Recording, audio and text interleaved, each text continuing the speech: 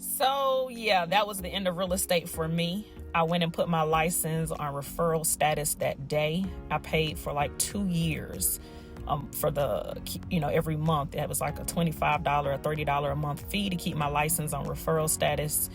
And I just was like, you know what? I could never sell houses again. I just didn't want to deal with it. So that left me to go online in May of 2008 in search of a way to create income from home so that I could always be in control of my own life and never have to depend on a job again to make sure they're providing security financially for me and my family. And I have not worked a full-time job since. As a matter of fact, I worked at Target part-time for like 3 months around Christmas and walked out of there and was like, you know what, I'll never work a job again because it was crazy. I was in the sales for the mobile department in Target, and yeah.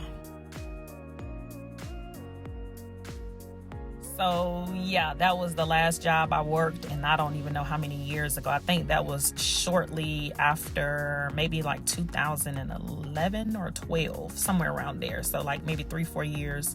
But yeah, so with that being said, it has been an amazing journey. I have made a lot of money. I've made some very, very poor choices and decisions as well. And in 2015, I woke up one day and literally could not move. When I tell you guys I could not move, I mean, I could not move nothing in my body. And I just remember laying there crying and praying to God and asking him to please heal me.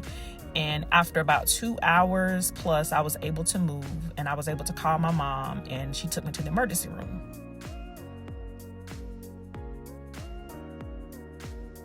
So yes, after that experience, you guys, I will tell you, I've been through a lot of things in my life and experienced a lot of pain, but the physical pain that I felt that day and throughout 2015, and I thank God that the pain is not as excruciating as it used to be, because I literally used to cry throughout the day. Oh my God, y'all, that was the most excruciating pain. But what happened is, when I was in the military, I fell when I was 7 months pregnant with my daughter, and I have always had neck and back pain since then.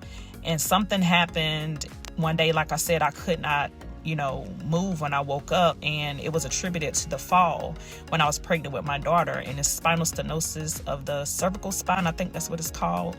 But it was nerve damage and pain, that's in my neck. And you guys, like, when I tell you that's I don't wish nerve pain on